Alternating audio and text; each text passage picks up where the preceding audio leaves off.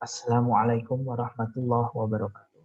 Mohon izin untuk mempresentasikan proposal disertasi dengan judul Kebijakan Perataan Dividen, Konflik Keagenan, dan Corporate Governance, Studi Empiris di ASEAN 5. Dengan tim promotor, beliau yang terhormat, Bapak Profesor Dr. Edwardus Tandi Lilin, MBA, Bapak Iwayan Mukalantara, MSI PhD, Bapak Bowo Setiono, MCom. Latar belakang dari penulisan proposal disertasi ini adalah terkait dengan fenomena kebijakan dividen.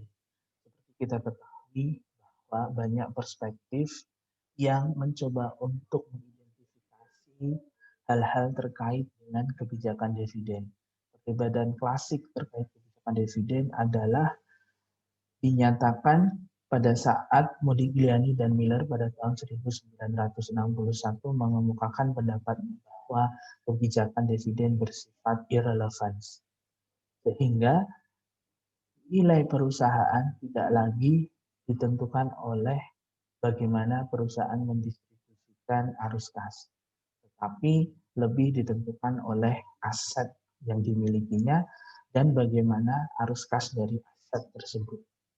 Selanjutnya, peneliti-peneliti berikutnya mencoba untuk melakukan pengujian secara lebih lanjut, yaitu dengan melakukan pelonggaran terhadap asumsi-asumsi yang digunakan oleh Modigliani dan Miller terkait dengan perfect capital market, yaitu keberadaan pajak, asimetri informasi, dan keberadaan permasalahan keagenan yang sebelumnya hal tersebut tidak bisa ditemukan di pasar sempurna yang menjadi dasar asumsi dari Modigliani dan Miller.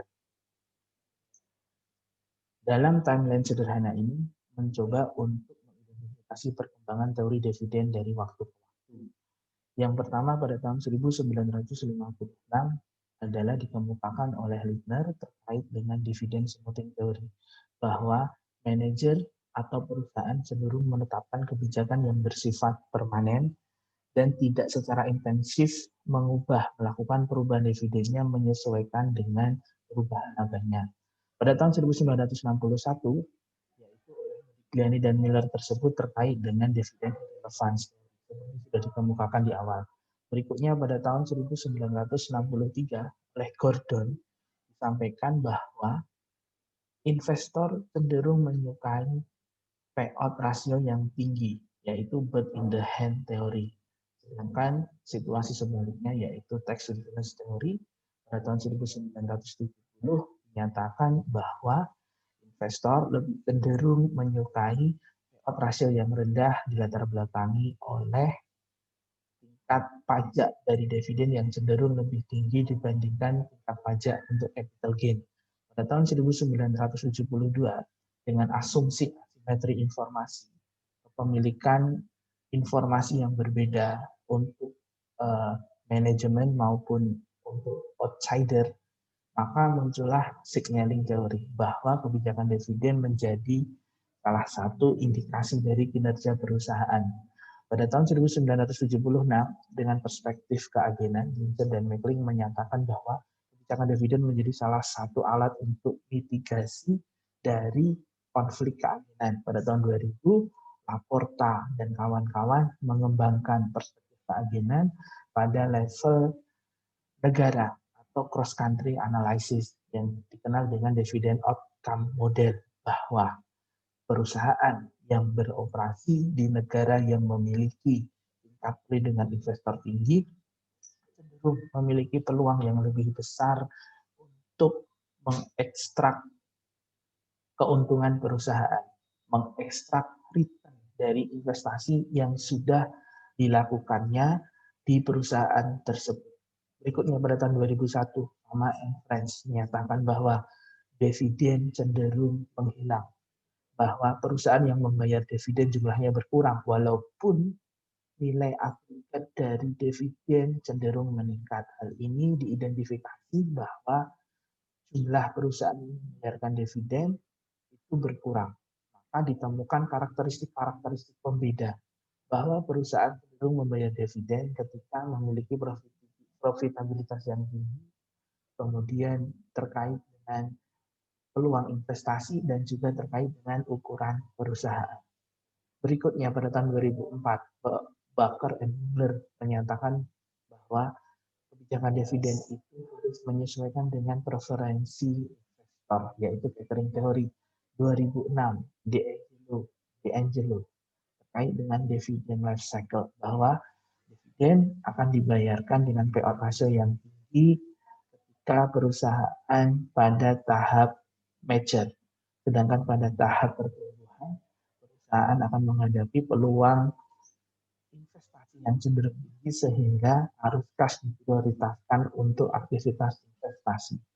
Selanjutnya terkait behavioral explanation menyatakan bahwa aspek psikologis akan mempengaruhi baik investor maupun manajer dalam mempersepsikan besaran kebijakan dividen.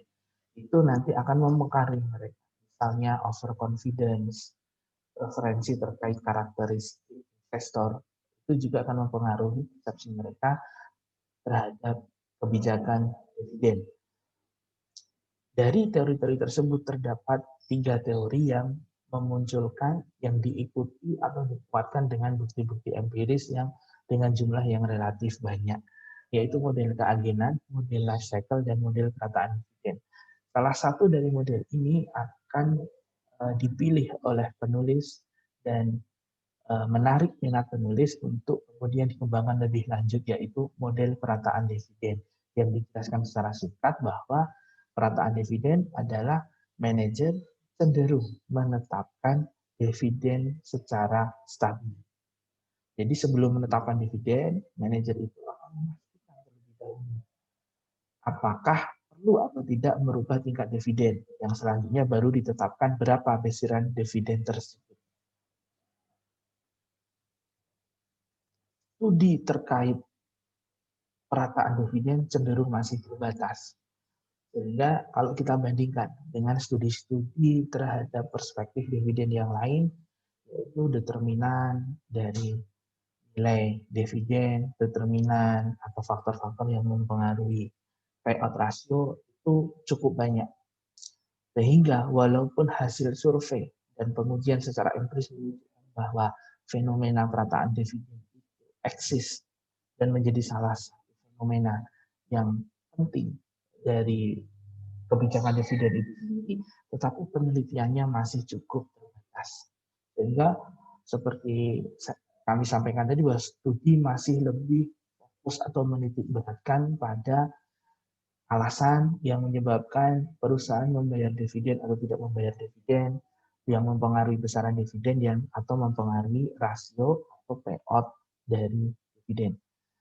Sehingga di sini kami memunculkan beberapa hal dalam aspek teoritis, yaitu terkait dengan studi-studi dari kebijakan perataan dividen, bahwa variabel-variabel yang digunakan selama ini sifatnya belum cukup jelas atau akurat. Misalnya, banyak studi yang mencoba membandingkan apakah perataan dividen di perusahaan publik atau perusahaan swasta, perusahaan yang termasuk dalam grup keiretsu atau non-keiretsu, dan juga terkait dengan yang memiliki peringkat obligasi yang tinggi atau yang rendah, itu memiliki tingkat perataan dividen yang berbeda.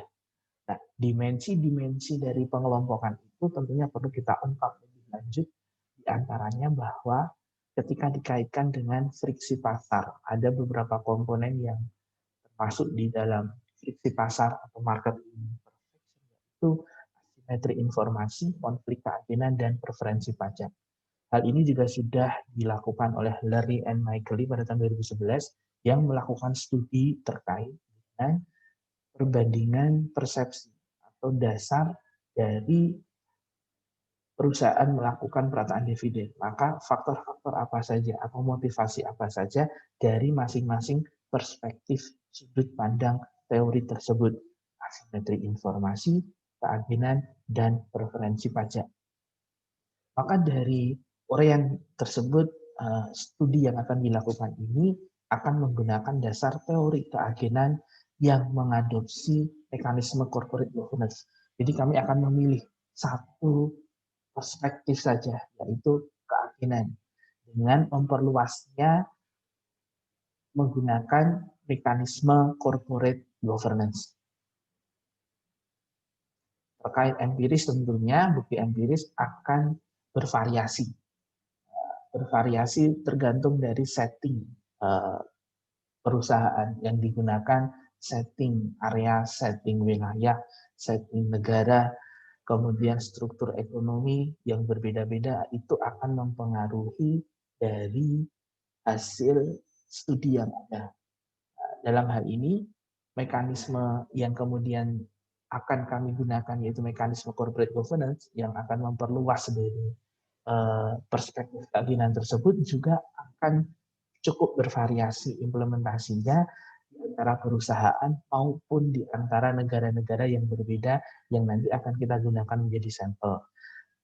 Kemudian kami memutuskan merencanakan terkait dengan studi ini akan dilakukan dengan setting yaitu negara-negara Asia Tenggara yang memiliki pasar modal aktif yaitu Singapura, Malaysia, Thailand, Indonesia, Filipina. Berikutnya terkait metodologi, yaitu terkait measurement, pengukuran dari proksi-proksi variabel keagenan, asimetri informasi, dan corporate governance. Bahwa studi-studi sebelumnya cenderung memiliki pemilihan proksi variabel yang berbeda dan juga tidak menggunakan secara utuh, misalnya terkait proksi atau perspektif corporate governance yang sebenarnya corporate governance itu bisa kita lihat, kita identifikasi dari dua perspektif yaitu mekanisme internal atau firm level dan mekanisme eksternal atau country level. Selanjutnya, perbedaan model estimasi tentunya yang sehingga pemilihan penggunaan variabel kontrol dan efek moderasi akan menyebabkan perbedaan hasil pengujian. Itu yang coba akan kami tawarkan di dalam studi yang akan dilakukan. Kami akan menggunakan variabel kontrol yang sebelumnya menjadi variabel independen pada studi-studi sebelumnya. Sehingga ketika kami fokus pada perspektif keagenan, maka proksi-proksi dari asimetri informasi juga akan kami gunakan sebagai variabel kontrol. Selanjutnya, untuk kali pertama, insya Allah kami memunculkan efek moderasi dengan menggunakan mekanisme corporate governance yang nanti akan memoderasi hubungan antara keagenan, dan tingkat perataan dividen. Kami memunculkan 6 rumusan permasalahan. Apakah perusahaan yang menghadapi konflik keagenan yang tinggi cenderung melakukan perataan dividen dengan tingkat lebih tinggi atau tend to smooth more? Apakah perusahaan yang memiliki tata kelola perusahaan yang kuat cenderung melakukan perataan dividen dengan tingkat lebih rendah atau smooth less? Ketiga, apakah perusahaan yang beroperasi di negara yang memiliki tingkat perlindungan investor kuat cenderung melakukan perataan dividen dengan tingkat lebih rendah atau smooth less? Keempat, apakah pengaruh tata kelola perusahaan terhadap tingkat perataan dividen akan berbeda pada tingkat perlindungan investor yang berbeda?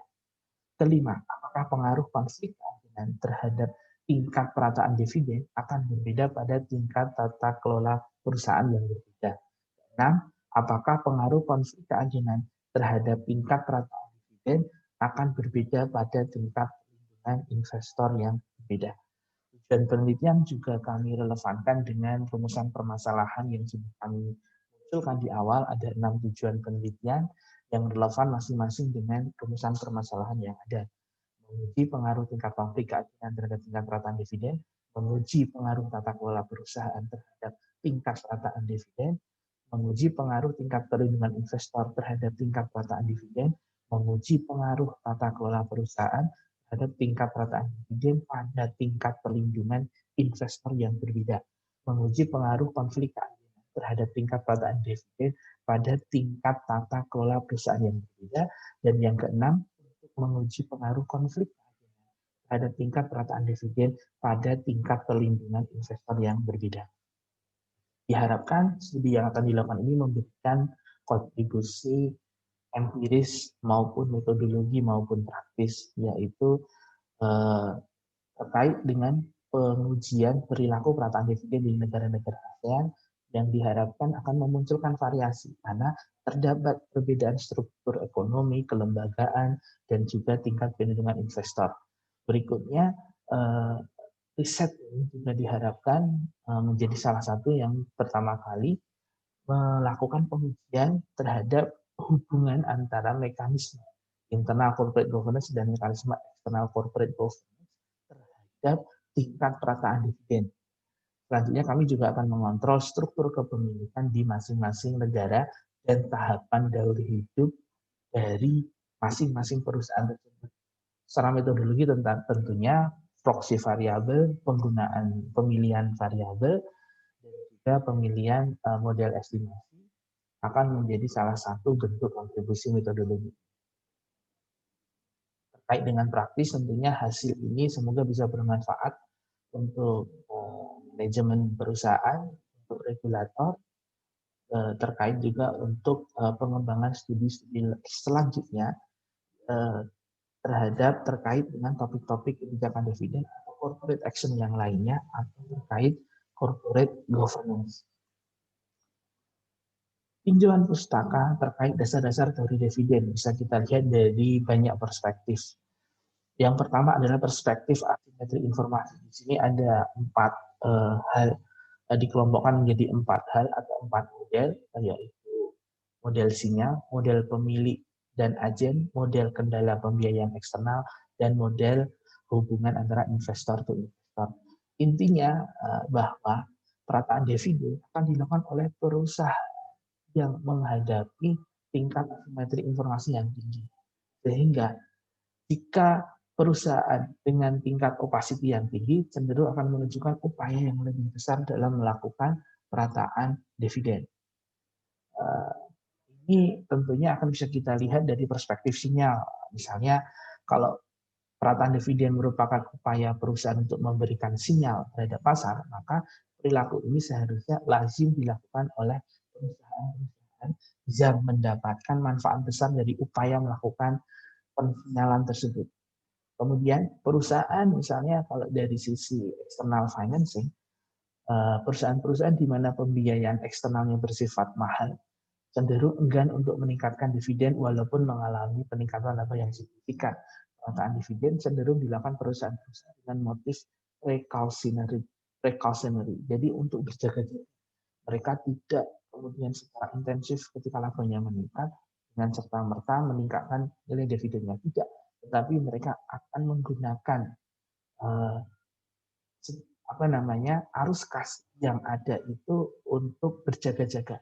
Karena mereka merasa bahwa salah satu kendala mereka adalah mengakses pembiayaan eksternal.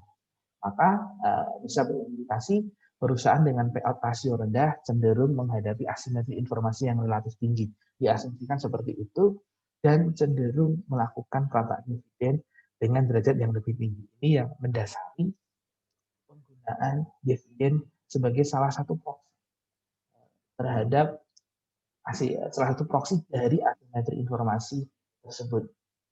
Berikutnya, kita juga bisa melihat dari perspektif hubungan keagenan bahwa perataan dividen menjadi salah satu instrumen mitigasi konflik keagenan. Sehingga di sini beberapa hal yang bisa pernyataan-pernyataan yang bisa kita ambil dari perspektif keagenan adalah bahwa manajer dapat menggunakan dividen untuk menarik minat para investor institusional terkait status nilai pajaknya.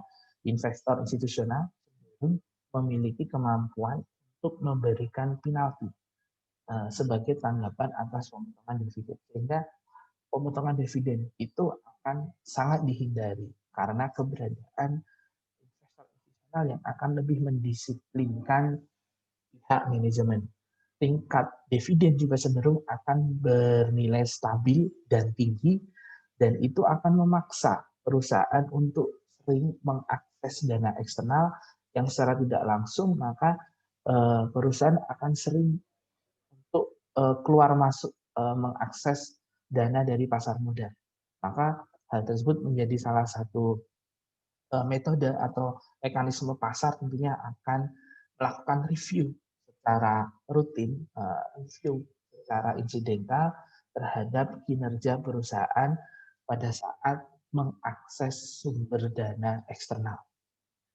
Selanjutnya, perusahaan dengan kepemilikan terkonsentrasi cenderung tidak menggunakan perataan dividen sebagai alat atau instrumen untuk memitigasi konflik karena pemilik atau investor dengan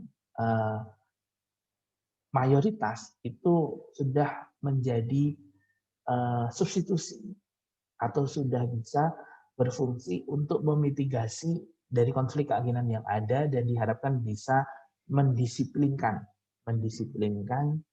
dari praktek-praktek atau keputusan-keputusan yang diambil oleh manajemen. Maka di sini dengan kata lain, pemegang saham pengendali yang kuat akan menjadi substitusi dari praktek perataan dividen. Selanjutnya dari income smoothing. Perataan dividen akan cenderung dilakukan oleh perusahaan dengan jumlah investor-investor individu yang relatif banyak dan dalam periode waktu di mana tarif pajak pribadi atas dividen relatif tinggi. Kemudian terkait dengan tata kelola perusahaan, bagaimana perspektifnya terhadap perataan dividen? Maka di sini karena corporate governance itu adalah masih menggunakan perspektif keaginan, beberapa implikasinya terkait perataan dividen adalah perusahaan dengan corporate governance yang lebih lemah menunjukkan perataan dividen dengan derajat yang lebih tinggi, dengan derajat yang lebih tinggi. Jadi perataan dividen itu akan diekspektasikan menjadi substitusi dari tata kelola perusahaan.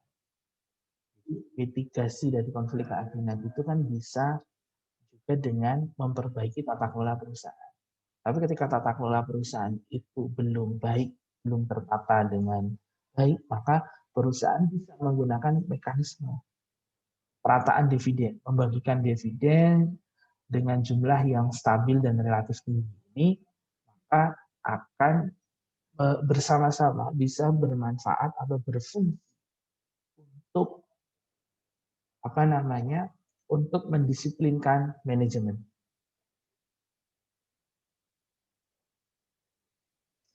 Ini adalah beberapa studi empiris yang pernah dilakukan oleh Semanur et al.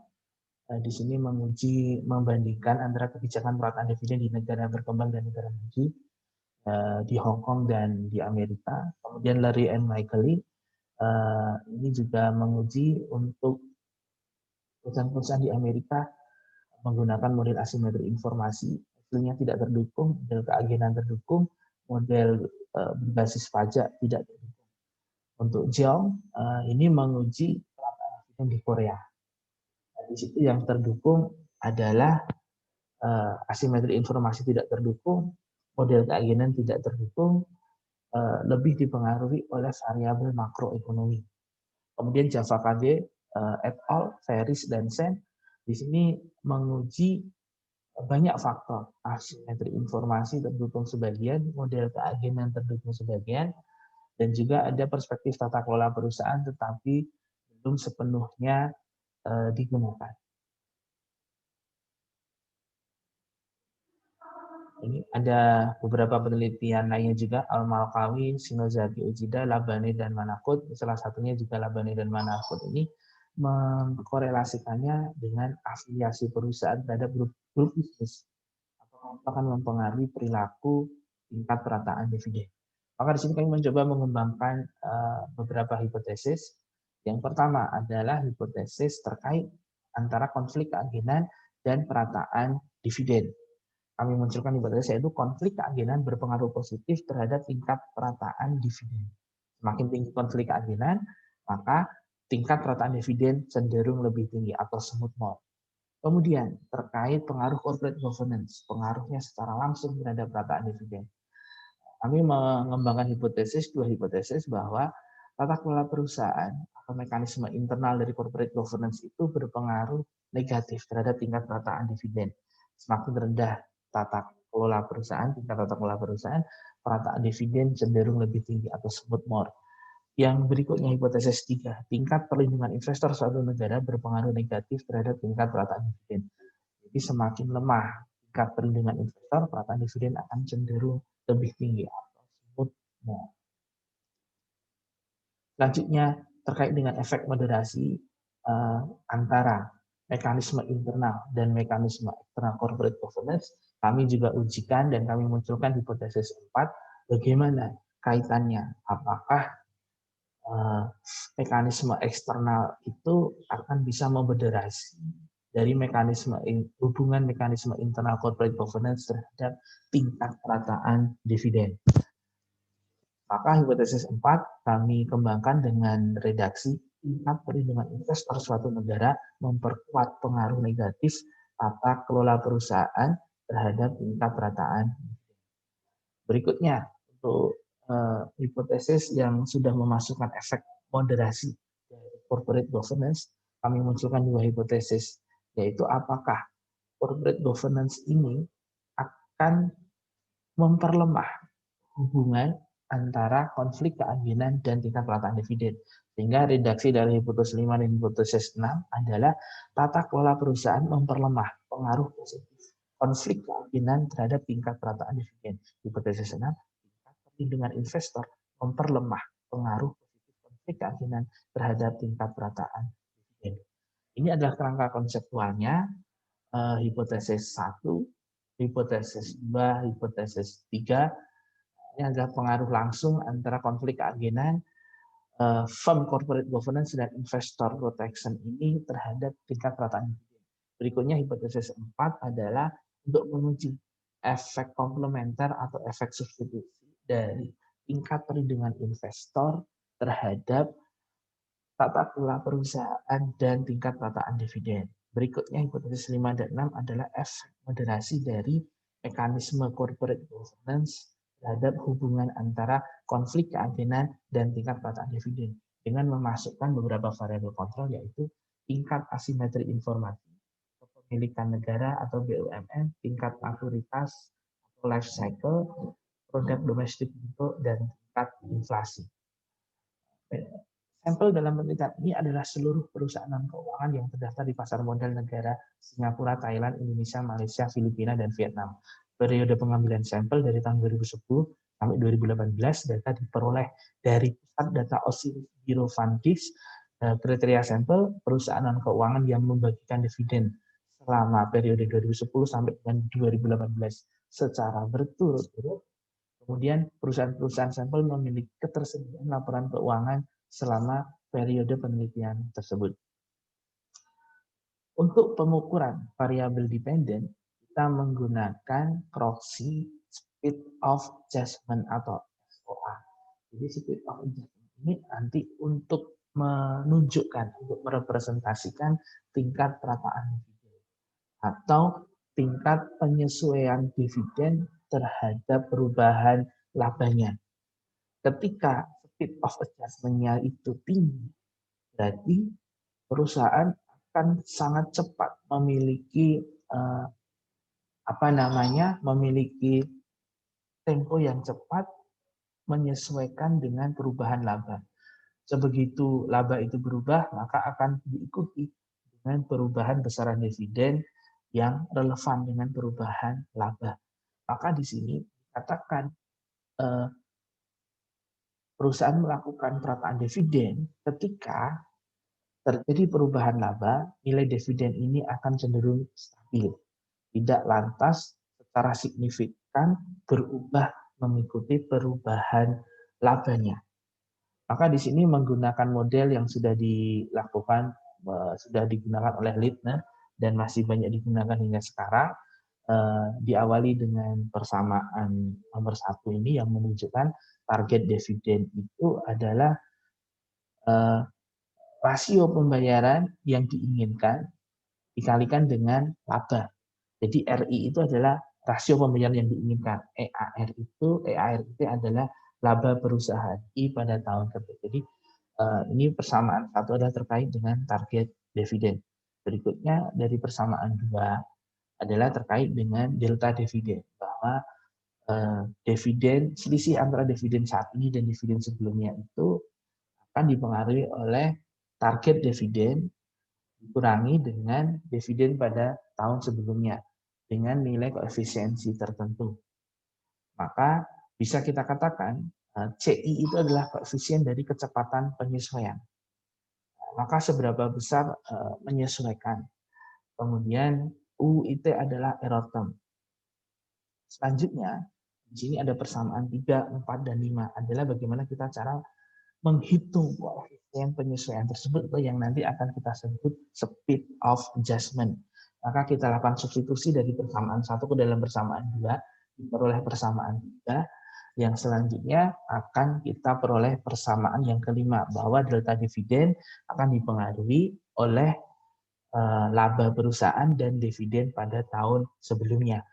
Maka untuk mendapatkan nilai SOA, speed of adjustment, itu perlu kita lakukan estimasi menggunakan data runtut waktu yang selanjutnya akan kita regres, akan kita estimasi untuk masing-masing perusahaan. Maka di mana nilai koefisiensi itu adalah dari minus BI2, minus BI2 dari persamaan 5. Berikutnya, untuk mengukur variabel dependen ini, diestimasi menggunakan data runtut waktu dari tahun 2010 hingga 2018. Selanjutnya diperoleh koefisien BI2 itu tadi yang merupakan proksi dari SOA. Maka data itu akan kita peroleh untuk masing-masing perusahaan. Maka selanjutnya data SOA-nya yang akan menjadi variabel dependen, akan menjadi Z dari model pengujian hipotesis berikutnya. Untuk variabel independennya, yang pertama adalah konflik keaminan. Kita gunakan beberapa proksi, investment opportunity, yang dihitung dengan rumus market to book value, yaitu market value of equity dibagi book value of equity. Berikutnya jumlah persentase dari investor institusi yang diukur menggunakan jumlah saham institusi dibagi dengan jumlah saham beredar, tingkat dividen yang diukur menggunakan rasio dividen dan laba bersih. Berikutnya kita juga menggunakan arus kas bebas sebagai proksi konflik keyakinan dan juga struktur kepemilikan. Untuk corporate governance pada tingkat perusahaan atau firm level atau mekanisme internal, corporate governance kita menggunakan dua proksi, yaitu proporsi dari board independence dan juga keterlibatan dari auditor eksternal yang kita kenal dengan Big Six auditor. Untuk kemudian pada tahap country level atau mekanisme eksternal dari corporate governance, kita gunakan enzim hukum, Index of Anti-Director Right, Risk of Expropriation, perlindungan investor minoritas. Untuk variabel kontrolnya, kita gunakan karakteristik-karakteristik perusahaan dan faktor makroekonomi. Size, state ownership, umur perusahaan, volatilitas laba, return earning to total equity, return earning to total asset, variabel makroekonominya, produk domestik bruto, dan tingkat inflasi. Untuk model pengujian hipotesisnya, kita menggunakan regresi cross-section, sehingga nilai variabel independen itu diukur menggunakan nilai rata-rata selama 5 tahun, kecuali untuk variabel daminya. Karena Z-nya adalah hasil dari estimasi menggunakan regresi cross-section. Maka di sini hasil regresi time series. Maka model pengujian hipotesisnya adalah bersifat regresi cross-section, di mana nilai variabel X-nya atau independennya adalah nilai rata-rata selama 5 tahun untuk variabel tersebut.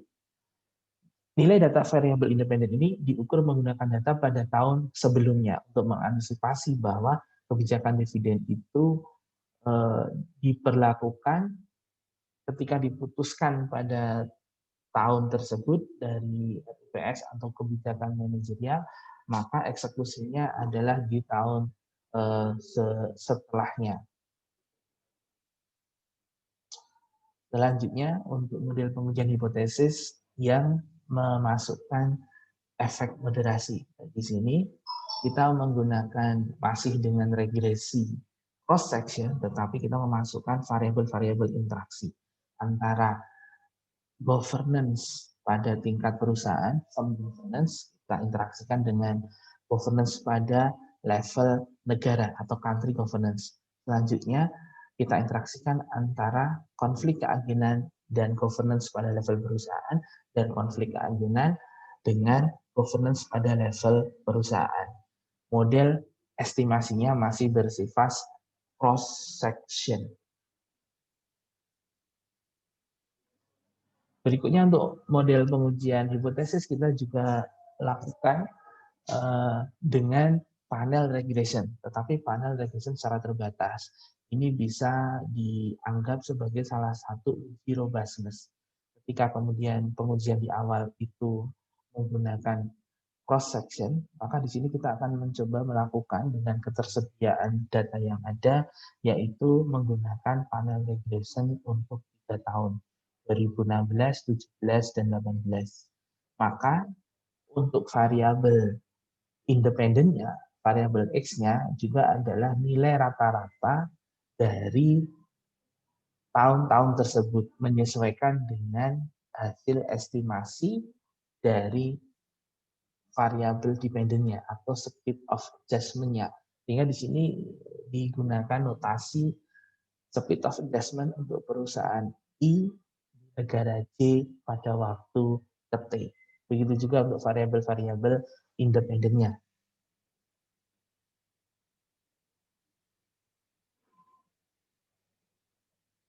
Untuk pengujian, untuk salah satu uji robustness-nya juga, kita mengukur secara agregat negara. Ini adalah merupakan nilai rata-rata, baik untuk variabel dependennya maupun variabel independennya, sehingga notasinya di sini adalah speed of adjustment untuk negara J, begitu juga dengan variabel-variabel independennya. Baik, itu adalah paparan dari proposal disertasi yang akan kami kembangkan. Mohon banyak masukan dan arahan. Wassalamualaikum warahmatullahi wabarakatuh.